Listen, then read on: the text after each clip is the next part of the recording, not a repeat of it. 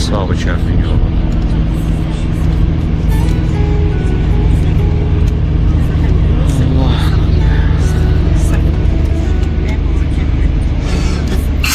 Ya Allah sağlam olun. Sonra verdiniz videosan. Nasıl? Yusuf Daymadan. Laleler. Azalı Bey, buralar bir sen dahil. Kıpkırmızıydı. Laleler Ya, var. May ayının adı.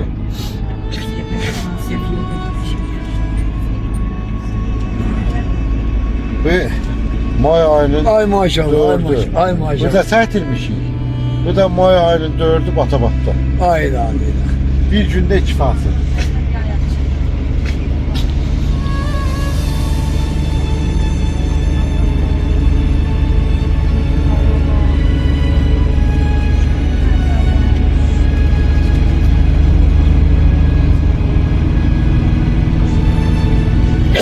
Yaxşı yolu da çəkiblər bura. Yok. Arada Aa, yaxşı. Remontiyettir. Biraz geceler. O təmiz çəkiblər. Adam geçer buna bakarsan bir partide limon severler. Evleri Allah yaraşma. Görsen öyle bir büyüklüğü var. Öyle bir böyle evler değil. Öyle böyle. Yani yetişecek kabaktasın da kabaktasın görsen. Benim balkonlar. Balkon ne? Bunun evini. Firuze Hanım, hazırlaş bazı çiçek kurbanı şey diye. Sonra kalkar yukarı. Hadi hamı düşməsin. Hamı düşmesin, bir tane Firuze Hanım'la çiçek kurbanı falan hallediyor. Ya Allah. Əshab-ı Kəhf yolundayıq. Artıq yaxınlaşmışıq demək olar ki. Bu yol Əshab-ı Kəhf mağarasına qalxan yoldur. Bu yol qalxır ora.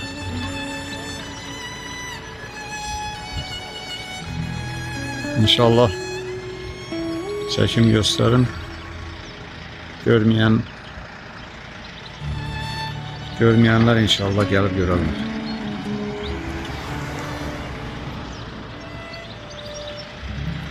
Qurbanımız var, inşallah qurban kəsiləcək.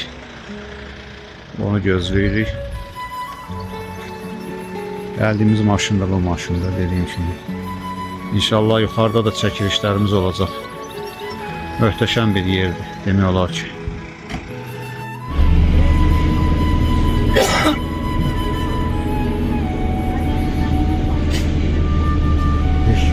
Ne abi iş. Böyle hadi bütün yerler sağ. Allah saatlerle burada gözlüyorlar. Böyle sağlık günah düşsünler. Hadi ben orasını görünür Ama lan. yere maşa olsun. Bura Əshab-ı Kəhfin girişidir. Buradan qalxırıq. Yavaş-yavaş yuxarıda doğru. Hə? Niyə dala qaydırıq?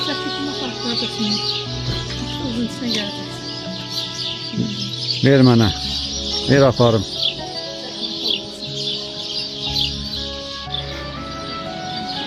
Davam edirik. Qalxaq yuxarı. Dağa doğru qalxırıq. Belə bir yerdir. Görün.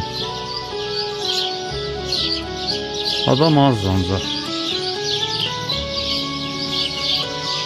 Bu Kəhf surəsidir.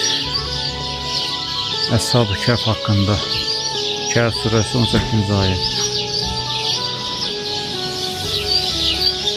Ya Allah. Kuşlar necə də gözə baxıyor.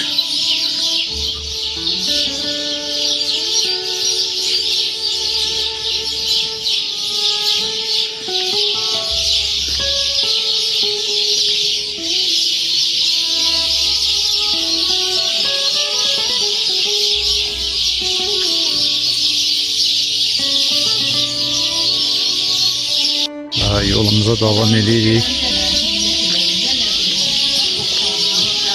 Geçenleri qalxa.